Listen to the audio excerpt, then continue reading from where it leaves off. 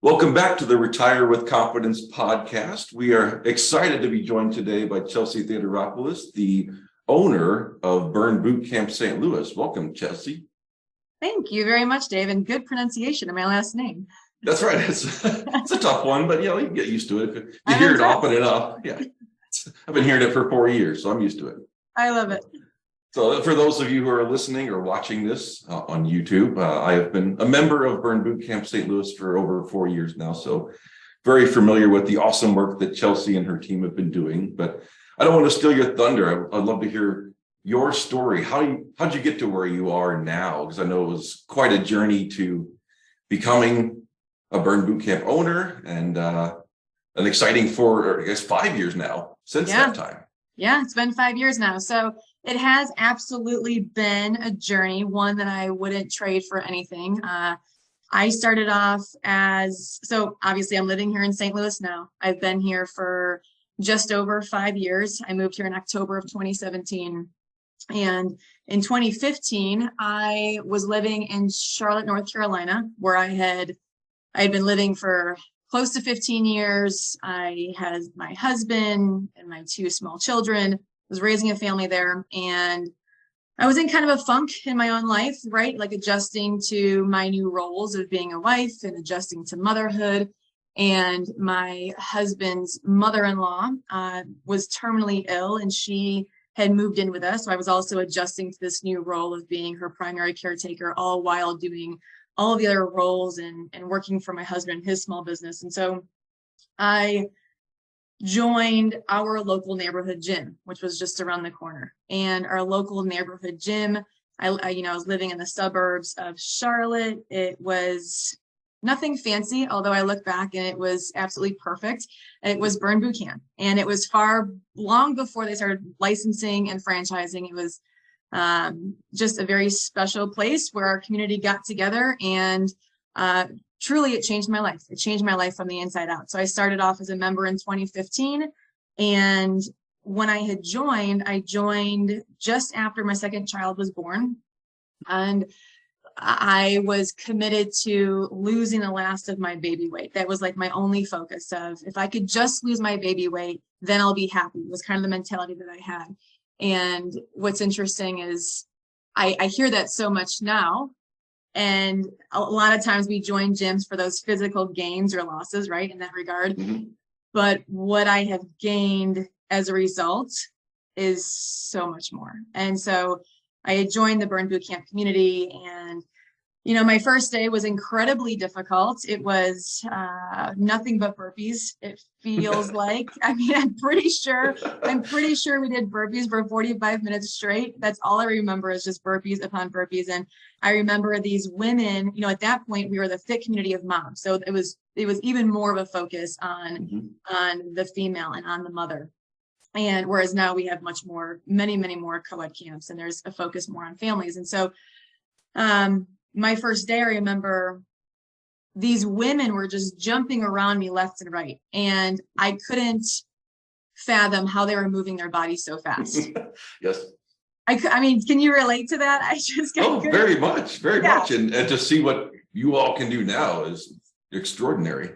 Yeah, it was just, I was so impressed, and I was so inspired. There was truly no room for me to even be jealous, because they were so kind and they were high-fiving me left and right, and they were cheering for me, that I couldn't even be upset or jealous. I was only inspired. And so I just kept showing up, and I started to, I lost the baby weight and all of that, but at that point, that was such a distant goal that I had gained so much more, the strength within me and the confidence within me.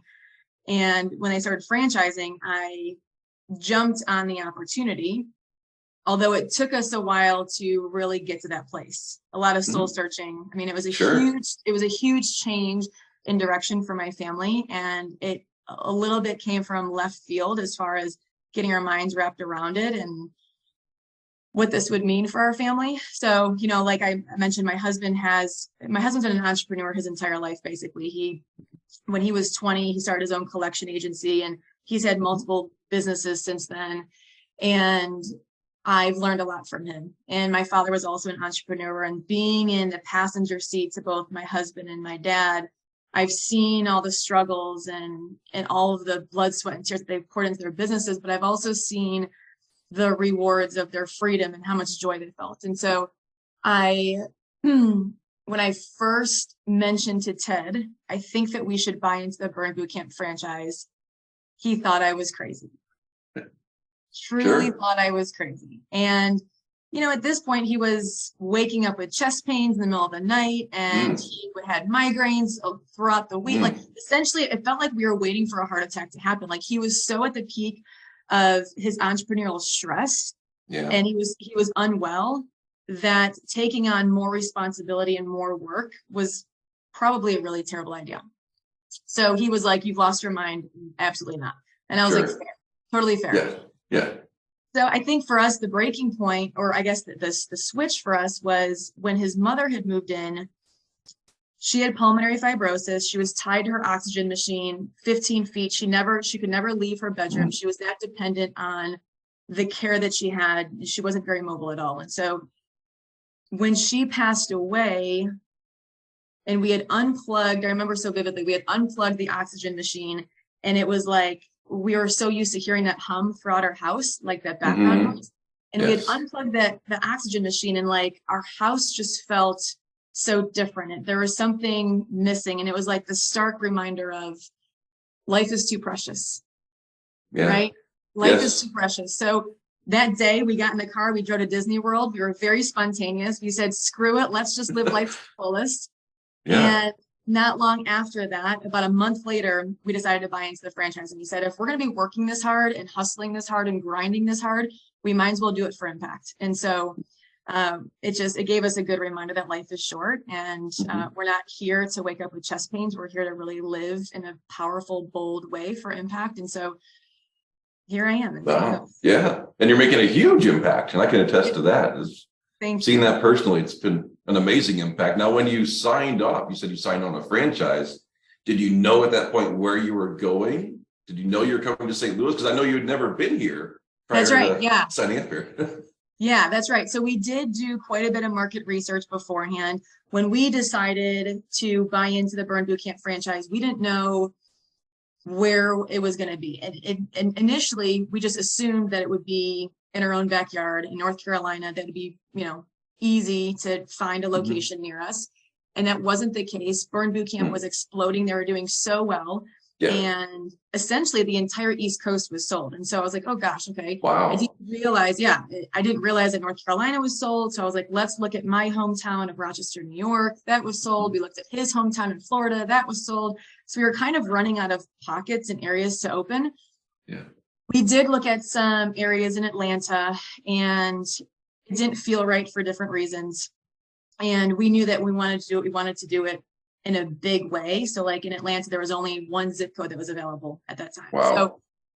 So we ended up studying the demographics of Huntersville, which is where we lived in Charlotte. And we took that, and my husband he loved this kind of work. He was a big so he took the demographics and he applied them across the United States, and he looked to see what other markets mirrored the same demographics of Huntersville. Now, mind you, the franchise in and of itself was still really young, so there wasn't a whole lot of data that we could go upon or historic. So we looked at the top trending locations, and that was the best that we had. And so it was the suburbs of Chicago, Phoenix, and St. Louis. Those three markets popped. Sure. And so Chicago scared us a little bit just because of the taxes, and Phoenix felt too far. Yeah. And so then we're like, let's fly to St. Louis, see how it is. It was a quick flight, like an hour and 20 minutes. We had never been here before. And as soon as we landed, I knew in my heart it just felt right. I really did. Wow. That's amazing. Yeah, I really did. Between having the numbers validated as far as the market research, and then just my own intuition, having those two together, there was something really special about. I just remember like going into the grocery store, into the gas station, and how kind everybody was. And it seems so silly, but it really made a difference for me. It really, really did. And how humble everybody was, and how kind everybody was. And it reminded me a lot of my own hometown. So anyhow, that's Yeah. where we are. And we spent Yeah. days and days, and I think we came initially for a weekend, and we just drove up and down all the streets trying to get to know the city and, Mhm. visualize our life here and looking for different commercial properties that could be a viable option. And so at that point, once we had an idea that St. Louis was the market, we didn't quite know where in St. Louis, but we knew St. Louis was the market. Then we went back and said, okay, we'll sign the dotted line. We're ready to move forward. Yeah. And you've talked about how supportive everybody was at your gym back home in North Carolina, where it all kind of first started. Yeah. And then how you came to St. Louis and thought everybody's so nice here. Yeah. And so to hear those things and to see what you've developed now with all the team that you've hired and the community that you've built in St. Louis, it sounds like that just was a natural flow from, where you came from and now finding it here and building that in St. Louis. Yeah, absolutely. And being at the very first location, I truly consider to be such a privilege and an honor, because I was able to see firsthand and feel firsthand the vision that Devin Klein, the founder of Burn Bootcamp, and his wife Morgan, I was able to feel that vision come alive, right? And so being under his wing, he was my head trainer when I was there. And I essentially, when I became a trainer, I trained under him. And so I knew exactly what his vision was. And so when I moved to St. Louis, there was a sense of comfort of, I can do this because I know exactly what it looks like. Yeah, that's awesome. Yeah. And you built up 4 gyms to this point and a 5th one coming. And you guys, you and many of your team members and the different gyms have won a crazy number of awards. It just seems like every year it's another award for outstanding growth or outstanding training, or I can't even name all the awards. You can probably name them all, but just it seems like we turn around and every time you guys have another award for just outstanding work, outstanding community, everything.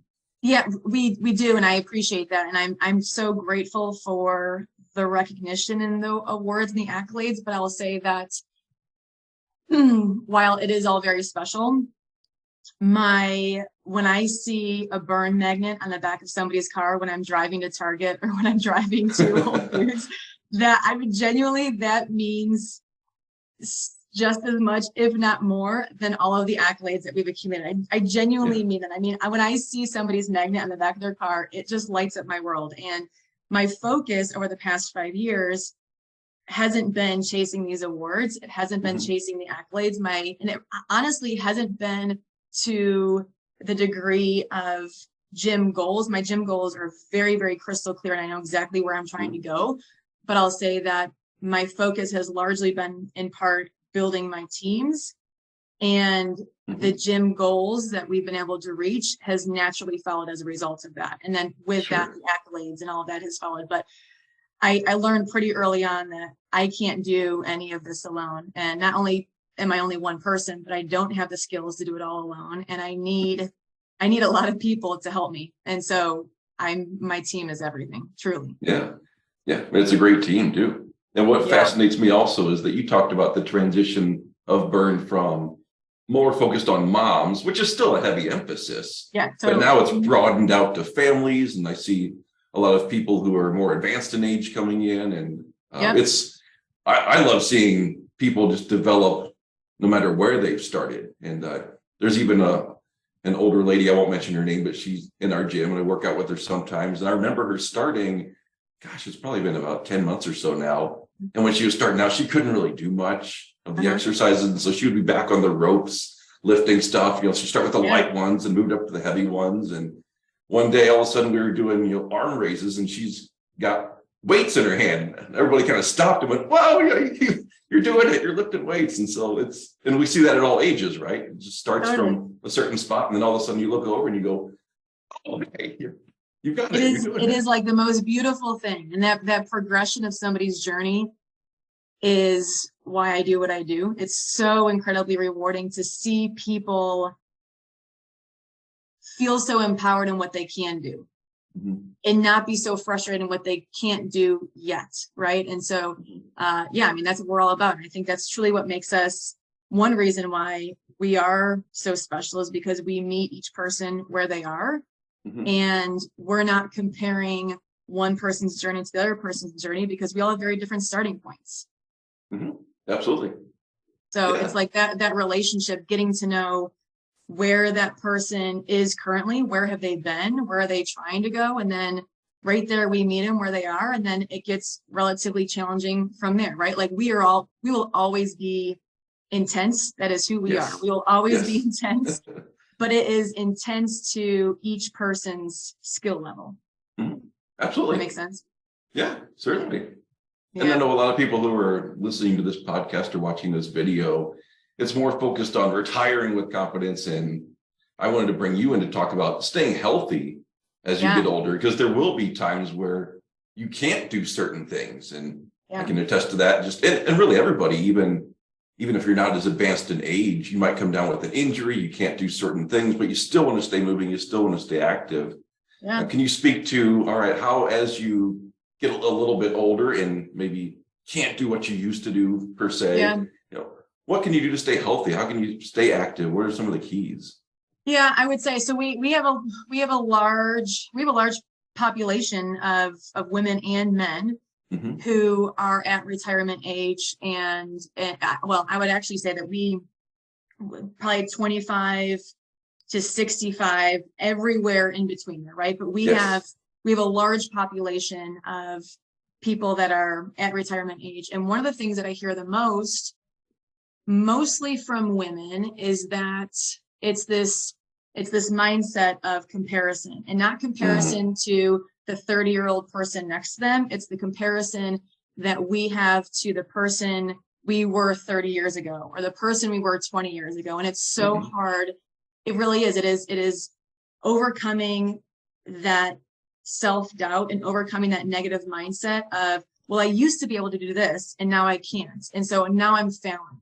And so we work a lot with everybody to try and flip that mindset of, you can't compare yourself to 20 years ago or 10 years ago, or even really yesterday. Right. You have to compare yourself to this present moment, and you have to focus on what you can do.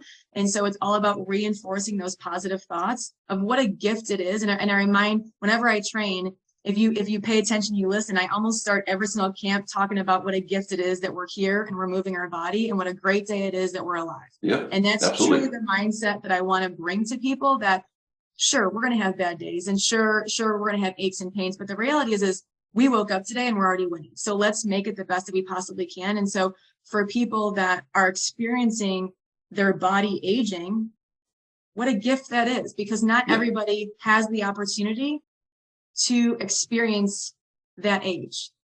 Yes. And it's a total mind shift. But, my dad has always told me, never stop moving, Chelsea, never stop moving. And my dad's been very, very active his entire life. He was very big into karate and black belt and all that. And wow. He's a beast in my eyes, especially. He's high on a pedestal, but he's always been active his entire life. And he has noticed, I've seen it with him too. He's now 71. I've seen it with him, of him knowing where he used to be. And he's like, well, I can't do that anymore. And like, his mind is spinning because he's comparing himself to where he used to be. And so trying to also flip his mindset of, but look at all the things that you can do. And so he's always told me to never stop moving. He used to pride himself off of doing handstands.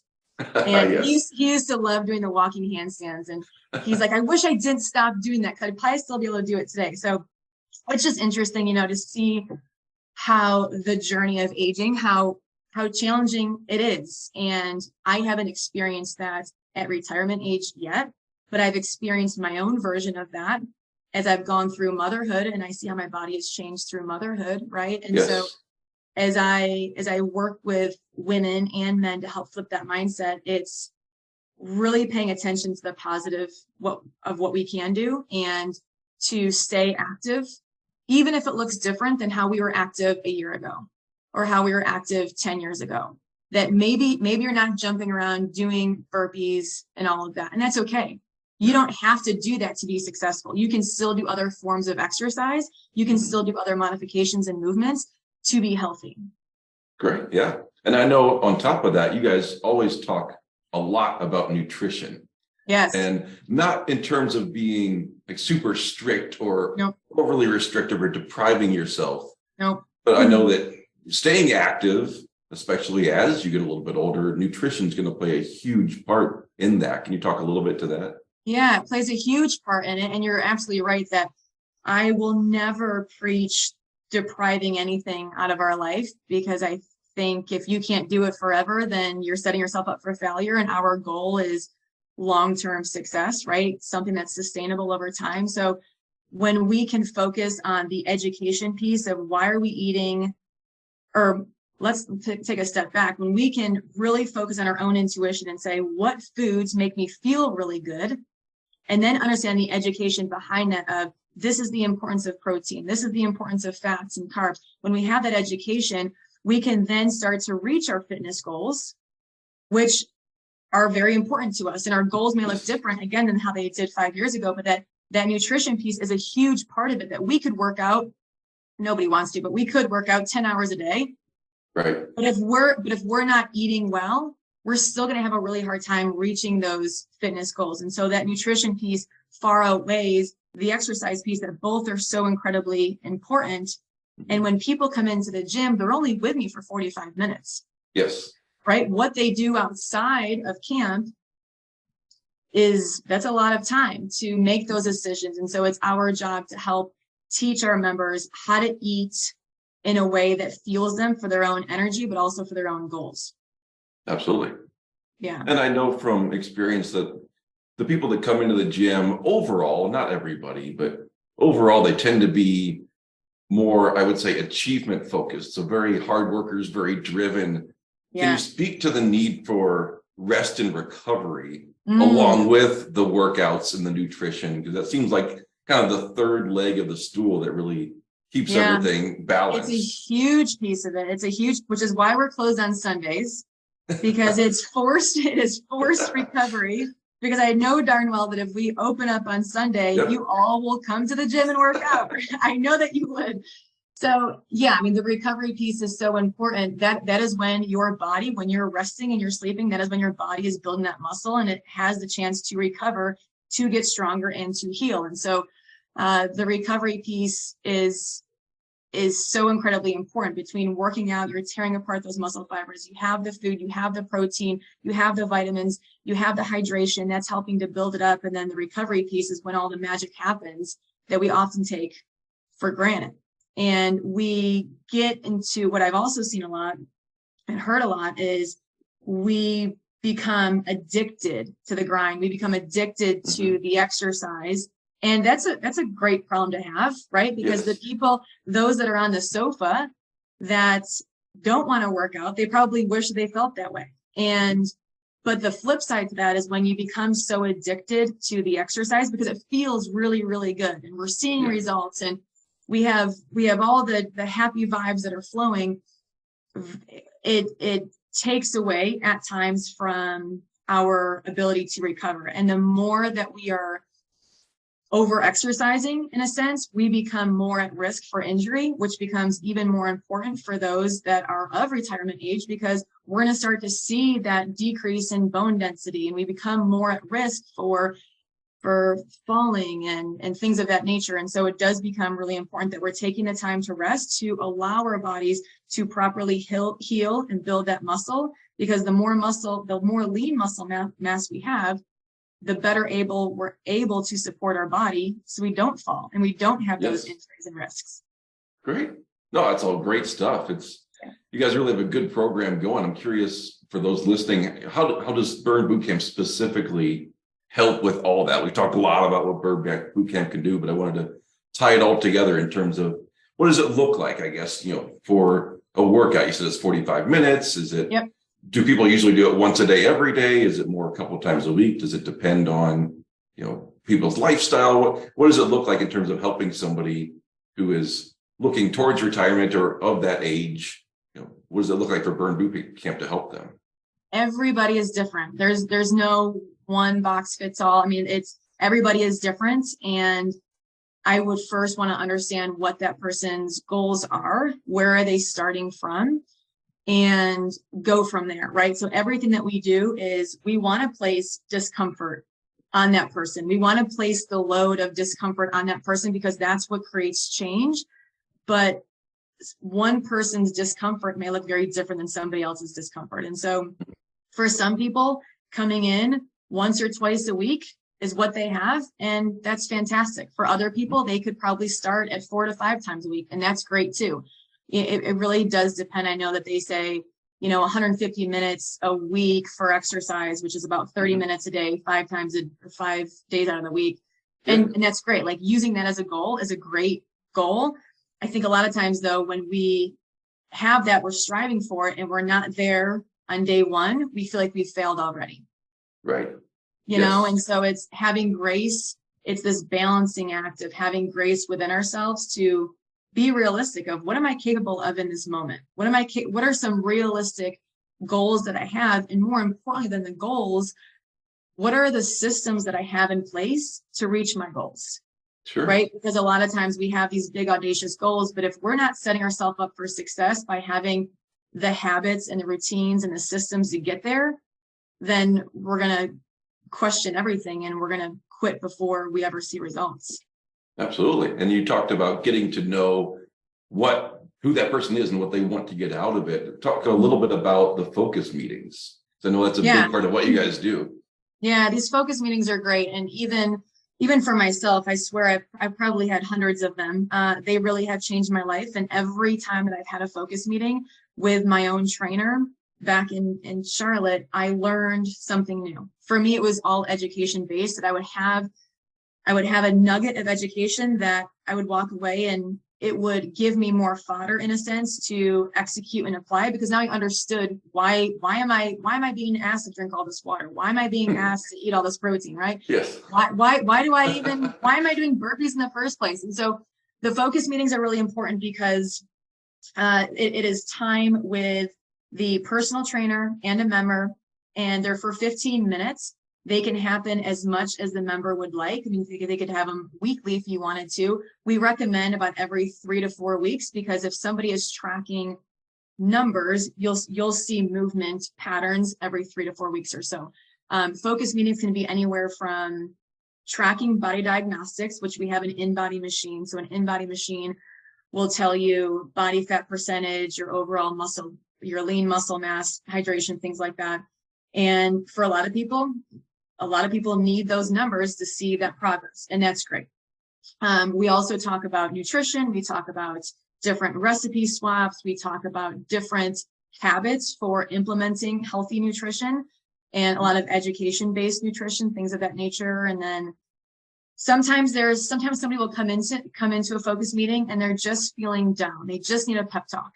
And so we have a pep talk. And so this time is really meant for that relationship to be built, so we can understand what this person's goals are, how we can best support them as their trainer. And then when we get onto the floor, the way that we motivate them, the way that we challenge them is going to be unique for each individual person, right? Like the way, the words that I use and the cues that I use on the mic for one person, I may say very intentionally for one person who likes to be motivated in one specific way versus somebody else. That's very, very intentional. And so we start to learn as trainers what each person needs and how we can help them reach their goals, is because their results is our success, right? We want that person to reach their goals, and more than reaching their goals, we want them to feel really, really good. So the focus meetings is a great gateway to get there, because that relationship is everything to know how to do so. Yeah. And I know one of the beauties of the trainers getting to know the people there is that really the only responsibility, I'll say, that the members have is to show up. And I think that's one of the benefits, is that you don't have to think about what you need to do that day. You just need to show up. And that's, once you're there, you can get into it. Yeah. But I know a lot of times, maybe you feel sore, or maybe you feel tired. And then there are days, like you said, that you just need to rest. Yeah. But a lot of times, even if you don't want to go, you just need to show up. And once you're there, it just goes. And I think that's one of the benefits of the trainers knowing you. Yeah, you're absolutely right, Dave. I mean, showing up truly is the hardest part. And so if somebody can just show up, which is hard in and of itself, the rest, I mean, the workout is hard, but showing up mentally is really, really tough. And of course, there's days that I show up and my headspace is somewhere else.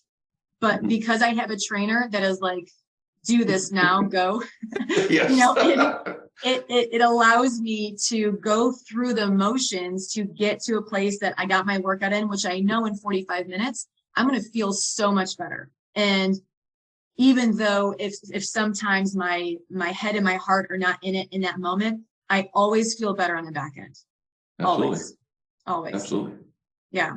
It's that confidence piece that I think is so important for so many of us, whether somebody is 55, 65, or 25, being able to be active and be in a workout environment that truly is empowering, that allows you to be uncomfortable, that allows you to have these micro failures, because when you're having these micro failures and you overcome them, you build confidence over time, right? And so I think that piece of it, no matter how old you are, that translates to fulfillment and happiness and new opportunities. And, you know, like I mentioned my father, as I've seen him go through retirement, he's been active his entire life. Mm-hmm. When he retired, he had his own business. When he retired, he lost a piece of himself in a big way. He really did. And I saw him go through that, where he felt like he had lost his identity. And because he was able to anchor himself in fitness and the things that he knows bring him joy, he was able to transition into this new season of life better. Great. That's fantastic. Yeah. It makes me so proud of him. And also for those that are also struggling, that there's such an opportunity to get out of that funk. Mm-hmm. Because the reality is that we look at our retirement years of the best years of our life. We worked so hard, and now it's time to enjoy them. And it's hard to enjoy them because we're stuck in this identity crisis in a way.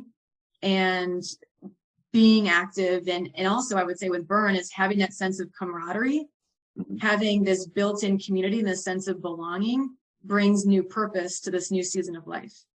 Yeah, absolutely. I think you hit the nail right on the head. It is a huge transition to go from work, whatever that is to you, into retirement. And you do lose a bit of that identity. So if you don't have something else, like you said, to anchor yourself, it can be a tough switch. So having that anchor and having good health is a big, big difference in terms of how well you transition mentally into retirement. Yeah. And plus, I mean, the stronger your body is, again, like I mentioned, you're going to be at less risk of hurting yourself, having an injury, falling, but then you can experience life more to your fullest. It's like we have these dreams of when we retire, we're going to go travel and do this or whatever it is and have all these experiences because we have all this time.